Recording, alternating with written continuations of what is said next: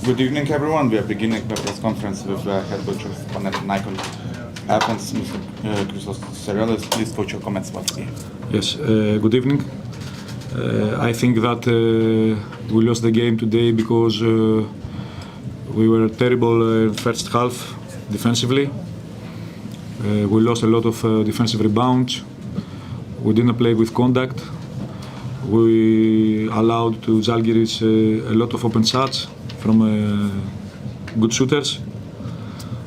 So it was difficult. We received almost 50 points. At the third quarter that we played better in our defense. We changed the game, but unfortunately we thought that we could win the game from our offense, and that was a mistake. And finally we lost. Congratulations to Žalgiris, and we have to continue. Questions?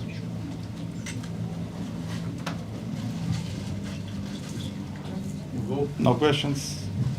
Okay.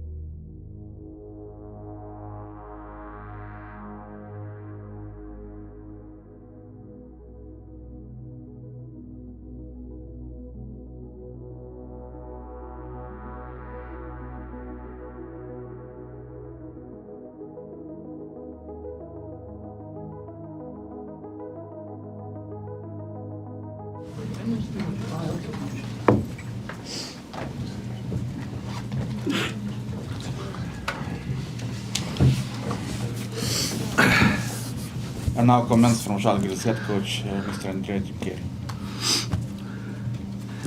We played against the reigning champion, a great team. Whenever you're not close to perfection, they score big baskets. They have big plays. So the game was amazing first 15 minutes, where we played with energy, with flow, we moved the ball, we built a good gap, and then we lost a little bit of discipline, also because they raised the level. and from, I would say, plus 16, they cut the gap to 7, and I hope that I push the team in the halftime to have a strong start, and we had a very slow start, and then it was a totally new game. They made a run, we made mistakes, we lost the flow, we had some frustration, and Pau took the lead, 1 point, but it was the first lead of the game. And then we played another game. We gear up. We raised the level of intensity, of energy, loose ball, deflections, and we made another run. And then we were able, through our defense, through our effort, to resist and go home with a very, very important win, a big, big, big win for us. Coach, a couple of questions from Žalgiris Insider subscribers, and one of them asks, in that crucial moment in the second half, what was the key adjustment or moment in the game that turned the things in Žalgiris' favor, especially in this tough matchup? I would say 2 threes, Sirvidis and Alen Smilagic, and the job we did on defense. Because there is always player under the spotlight, the player that making a three, making big plays, but there is a lot of players that are not on the spotlight, but they make crucial plays. In my opinion, the crucial play was when Brady Manning spent a foul, his 4th foul. He knew that this will be heading him to the bench, and he spent a 4th foul in transition to stop an advantage. And then the team from there got great confidence. Bryant made big plays defensively and offensively, gave us, the thing, a veteran has to give you stability, has to give you consistency. And then we enter in the last 5 minutes with all the positive vibes and energy. And the last question from them, Coach Sirvidis' debut season in the EuroLeague so far has been mixed, some good games, some bad games. Obviously today he played a great game. What advice would you give to him to keep this kind of level that he showed today and where he can do better? It's not an advice. It's a fact. He is a very talented player. We expected his highs and his lows as a rookie in EuroLeague. He has to earn his minutes like everybody else. And a number that is not his points is 7 rebounds. This is what I was asking him. Put your body in the game. We know that you can shoot, but put your body in the game. Sacrifice your body for the team, and he did it.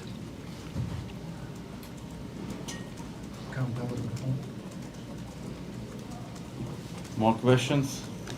Coach, I come from Italy. I came from Italy to witness. From where? From Milan. We worked together in the zone. Bravo. Here. Did you bring anything to eat or to drink? Also. No, you didn't bring. Bring? So we have trumpos rancos, eh? And then we'll explain you what trumpos rancos is. Okay. Braccine corte. I wanted to witness what you are doing here with Žalgiris, and today you beat the reigning champions, and the way the team hustles and helped everybody during rebounding, especially, I think, was amazing. What do you think about the effort that the team is putting on the court to build this incredible run? So, long question, short answer. I go with what Brian said in the huddle at the end of the game. It's not important who we play, but how we play. We have to hustle, we have to have deflections, we have to have loose balls and dive on the floor. This is the way we are. This is our DNA, we cannot change it.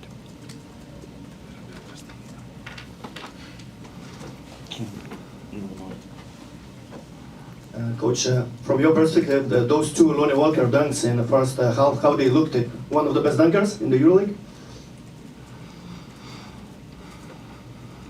It's easy to say it. For sure, that goes on the highlights of the game. He's a very explosive player, but I want Lonnie to be more consistent on the defensive end. He's still having great sparks, great moment, but sometimes he goes on standby, and in EuroLeague, when you're on standby, the other team scores 10-0. I believe that he can improve in a lot of things. He came here very humble, knowing his talent. Everybody realized that he's a very talented player. He put his talent at the service of the team, but I believe he can improve in many aspects of the game. Hello, Coach. Ignas Brazdeikis didn't play. I was waiting for you. What is his... Okay, first of all, when I choose to don't play a player, it's always my decision, and I'm never happy. But when you're coming from a bad moment, the first thing that a coach has to do is to shorten the rotation. Because when you are with confidence, you can play with 12 players rotation, because everybody is in rhythm. We are coming from 3 losses, painful losses. We always fought. We didn't have great performances, so I made a choice. So it's my decision. It was for this game. I'm not happy for that. I'm not apologizing for that. My job is to take, I'm paid to take decisions. It was only related to have the best possible squad on the court for this specific game. So it's not related with his back? Say it again? It's not related with this... No, it's DMP-CD. Coach, you had 3 losses in a row in the EuroLeague, and this win obviously is very important. Can you tell the process, what you went through during those 3 losses, and what was the biggest adjustments you made? Well, first of all, I want to underline that tonight the Žalgirio arena was better than last Friday. Last Friday we played a bad game, but we played. We fought. We didn't have a good performance. This can happen. But I didn't feel the same electricity in the air, the same vibes. Because, you know, it can happen. They take a game by. The fans take a game of by. But tonight we had the same push, and I was not concerned about the losses. It can happen. We had a great start, then we had injuries. We had to put a player in a stint of 7 games in 17 days with 0 practices, and the team slows down. But playing bad, having bad basketball performances, we still played, we still fought, and we could win with Fenerbahce. We didn't play good enough to deserve the win, but we could. So also in Paris is this moment is a hot team. We were the team that controlled their rhythm better than anybody else. So losses are part, for Žalgiris in this kind of EuroLeague, losses, it will occur.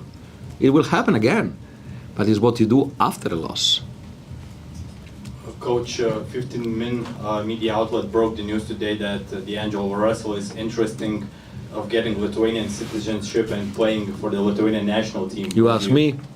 I don't know. what's your reaction, Listen, Coach? Of course, caught me off guard. But if D'Angelo said that, I'm happy for him and maybe happy for the national team if they are willing to it. But this is a political thing. I don't want to get into it. If you don't want to answer, just don't answer, Coach. But what do you think about the naturalization of the players in the national teams?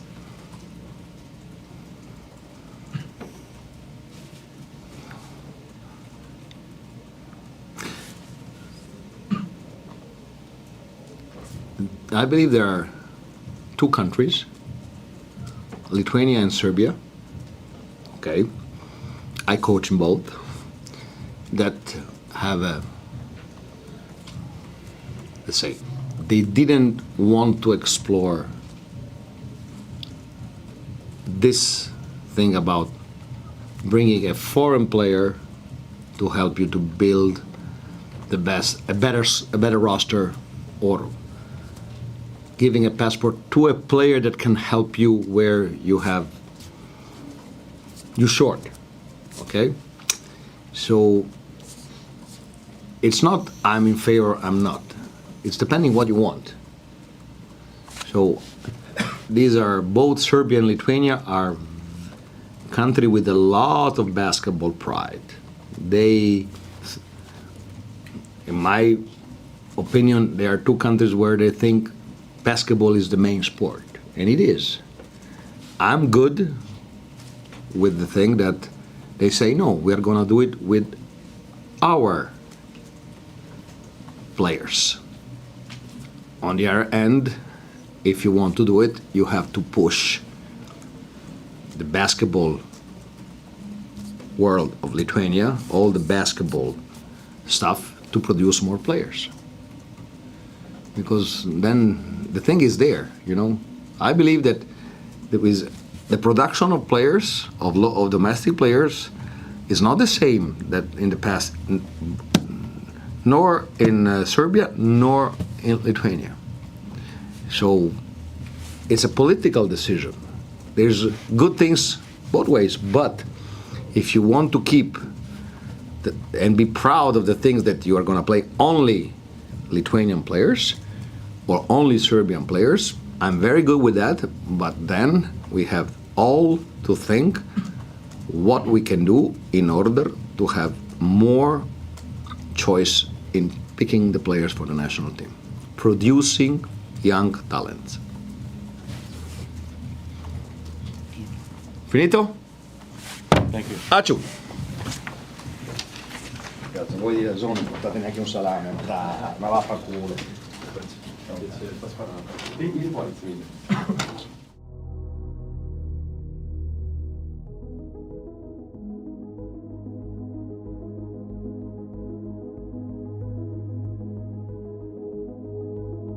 So, Lottie, congrats with the first victory in EuroLeague for you. Tell us about the whole game. How did you guys survive it?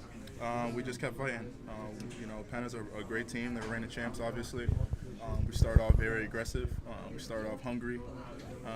And we knew that they were going to, you know, crawl their way back. You know, the second quarter, you know, they was fighting back. Like I said, in the third, you know, it was, you know, I take full accountability as far as how slow we started in that third quarter. I got to pick it up, you know, from start to finish. And I think just my teammates just did a wonderful job, you know, on both ends of the floor, not giving up. Even when we were playing through mistakes, it was aggressive mistakes. And, you know, and that's just all the work that we've been putting in. You know, our last three practices have been terrific. We've been pushing each other. We've been working really hard. So I think that was a key factor as far as, you know, how we played today. You started the game with that amazing two-handed throw dunk. How did it set the tone for the rest of the game for you personally? I mean, it doesn't really set the tone for me. You know, I'm a scorer, like I always say. You know, I'm always going to get it going regardless of the situation. I think that was more so setting the tone for my team, and it kind of put all of us aligned. You know, not just for myself but for my teammates. And you know, Silvers came off hot as well. You know, it wasn't just me. I'm pretty sure he had about 12 points in the first half. So you know, it's all credit to my teammates. You know, they instilled so much confidence in me, and it was a terrific team game. Here in Lithuania, you get many comparisons with Kendrick Nunn, basically because you joined mid-season, then you had a rather slow start, but then we saw what Kendrick Nunn became in the EuroLeague. So, do you see a similar path to yourself in here? Of course, you know, Kendrick Nunn he's an amazing player. You know, not to discredit anyone or what they're doing, but my first two games I played 12 minutes. My first game in Bayern, I was only 2 days in Europe. That has nothing to do with an adjustment. It has everything to do with I was jet lagged and I was tired. And with limited time, you get limited, you know, kind of the game. You know, I played 12 minutes in my first game, 15 minutes in the second, and I didn't get it going.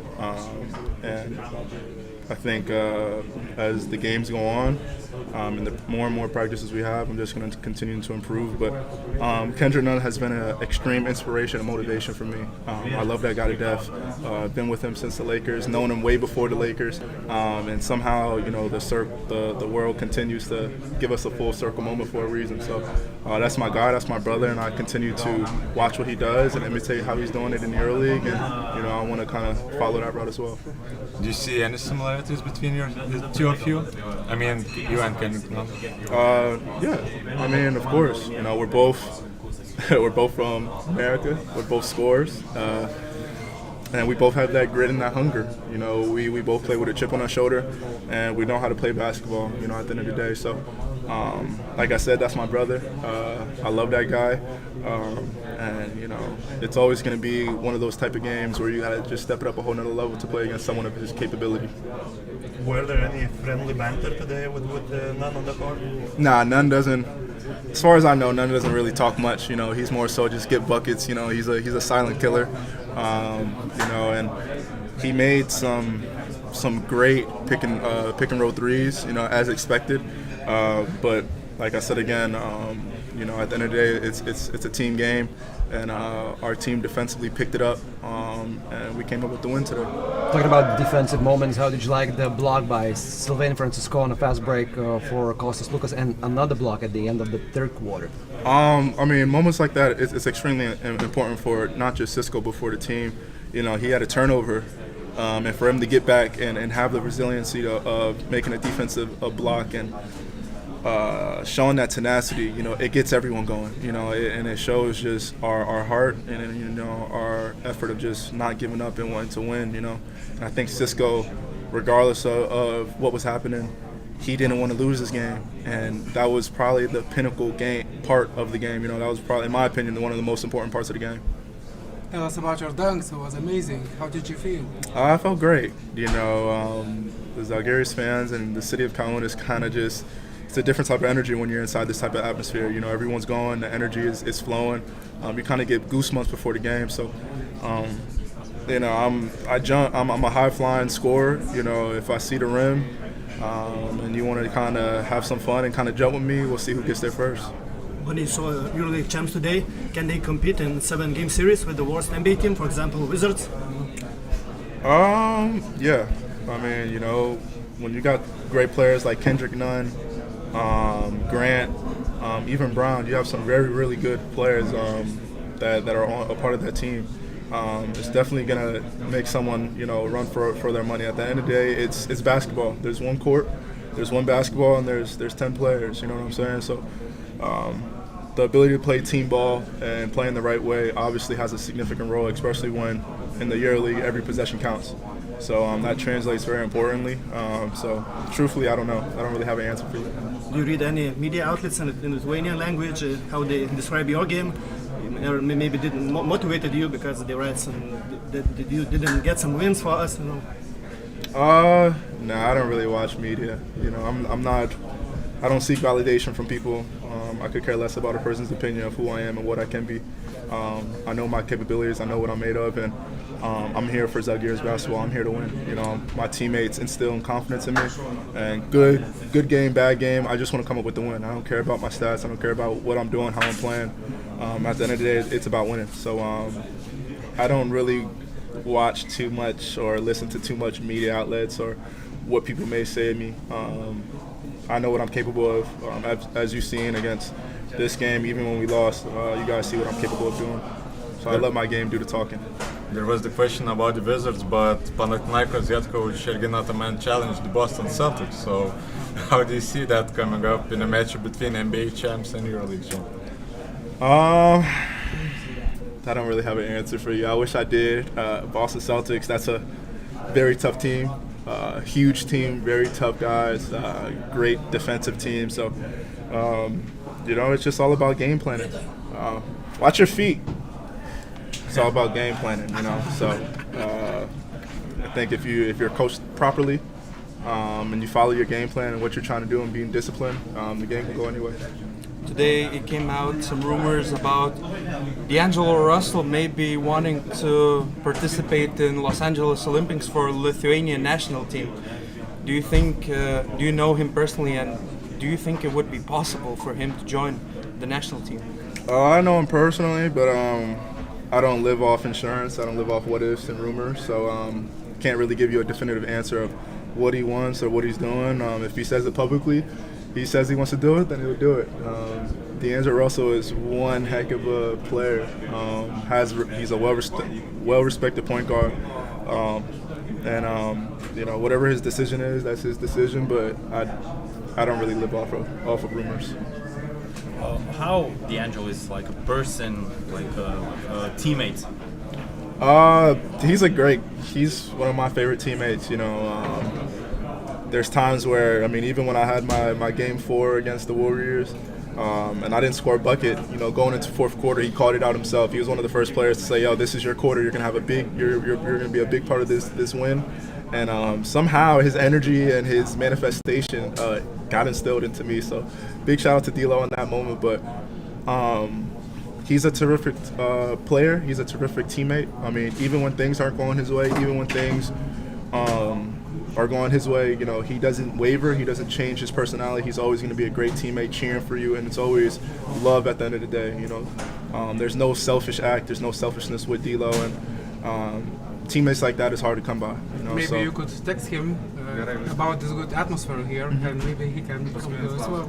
I'll make sure I shoot him a couple texts and make sure it's the atmosphere is terrific over here. Maybe he'll get a little bit influenced by that. Are you gonna reach out to him about his intentions to maybe play in Lithuania? And you're gonna ask him? Yeah, I'll ask him. I'll see what he's talking about. You know, I see if I heard some rumors and whatnot, and see where his head is with that. And we'll see what it goes. Get back to me later. Okay, thank you. Tai atrodo ir įspūdinga atmosfera, ir įspūdinga pergalė sugrįžti po tų 3 pralaimėjimų. Kokios mintis dabar po pergalės prieš čempionus? Geros mintis. Pasidžiaugiam, dabar turėsim kelias dienas laisvas, tai su gera nuotaika išeisim tikrai. O šiaip, kalbant rimčiau, tai kaip visada namuose stengiamės, kalbant apie krepšinį, stengiamės kontroliuoti lentą savo, kas, manau, yra pagrindinis dalykas.